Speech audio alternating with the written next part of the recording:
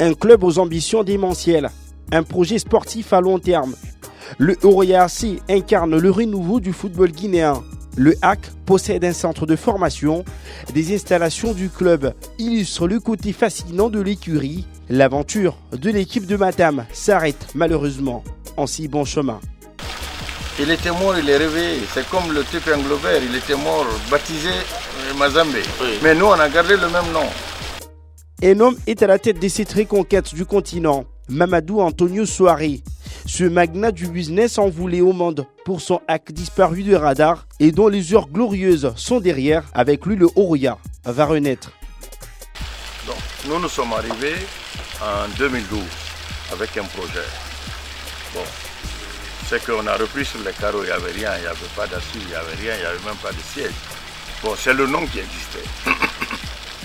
Donc, quand on a pris le club, on a fait un projet de 2012-2017. 2012-2017, c'était pour mettre les structures, doter le club de tout ce qu'il faut pour devenir grand club, et qu'en 2017, de prévoir de nous rentrer pour la première fois dans la phase des poules. Mais d'ici 2017, il fallait mettre le mécanisme pour jouer tout le temps le haut niveau, soit la Ligue des Champions ou la Coupe de la CAF, pour acquérir de l'expérience et pouvoir accéder à la phase des poules. Et notre ambition, c'est de ramener la Guinée à sa place, de jouer le premier rôle dans le football africain. Et les équipes doivent jouer aussi les premiers rôles. Donc nous sommes là pour ça. Poussée d'adrénaline, la nouvelle version de Horoya a tout bouleversé. L'impact du club sur le football guinéen est visible. Le HAC devient le symbole du changement. Oui, c'est-à-dire qu'on a fait une chaîne. La ligue professionnelle n'existait pas quand nous sommes arrivés. On a créé la ligue professionnelle il y a 2 ans. On vient de créer la ligue amateur. Et la structure de notre football, la FIFA est passée, on a restructuré le football guinéen. Donc aujourd'hui, nous avons ce qu'on appelle la colonne vertébrale de notre football. Une sorte de feuille de route. C'est ça, du centre de formation jusqu'aux équipes professionnelles qui sont en place, qui sont en train de compétir pour faire des championnats, un championnat intégral. Parce que vous ne pouvez pas faire des championnats par système de roulement. Ce n'est pas efficace. Oui. Et nous avons créé, il y a des petits centres aussi de formation qui se sont créés en Guinée. C'est-à-dire qu'il faut que tout le football guinéen bouge en même temps. Ce n'est pas Horoya seul. Sinon, c'est un couteau dans l'eau.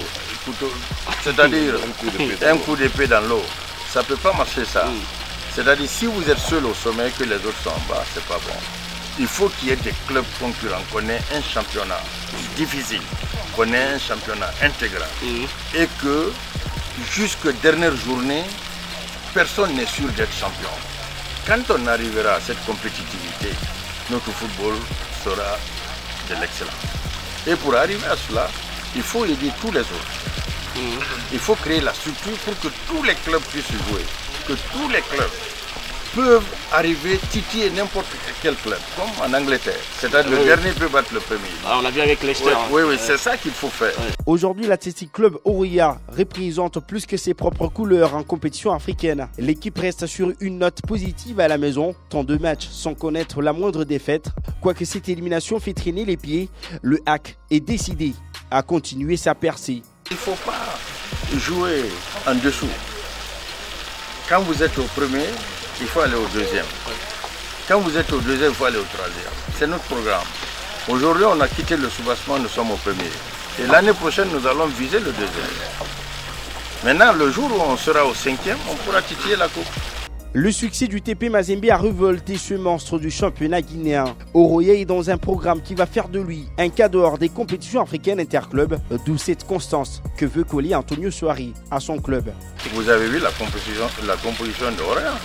C'est une équipe africaine. Il y a des Burkinabés, il y a des Sénégalais, il y a des Ghanéens, il y a du Camerounais. Celui qui a marqué hier, c'est un Camerounais.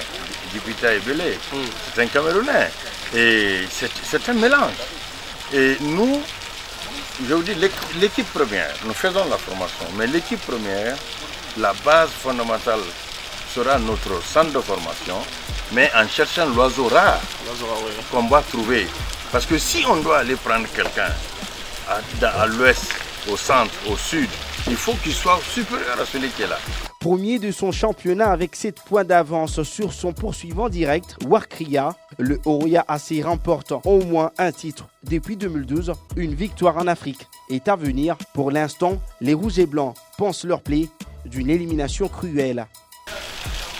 On s'est dit qu'en 2017, on va rentrer dans la phase de poule. Quand on a commencé, on gagne un peu d'expérience en Ligue des Champions, en Coupe de la CAF. On nous éliminait toujours dans les matchs de qualif, de barrage, ou bien dans les matchs de qualif. Mais cette fois-ci, on a dépassé ça. On a joué jusqu'à la dernière journée où on était premier. Il a fallu un petit détail. Oui. Un petit détail. À 9 minutes de la football, fin, il se joue comme ça. à 9 minutes de la fin, on était premier du groupe. Bon. Mais le football, c'est ça aussi, le magnétisme du football. Mais on n'a pas perdu à Lubumbashi. C'est à Conakry où on a perdu. Il faut le signaler. Sous l'impulsion du Oroya AC, la Guinée peut souffler un vent de fraîcheur.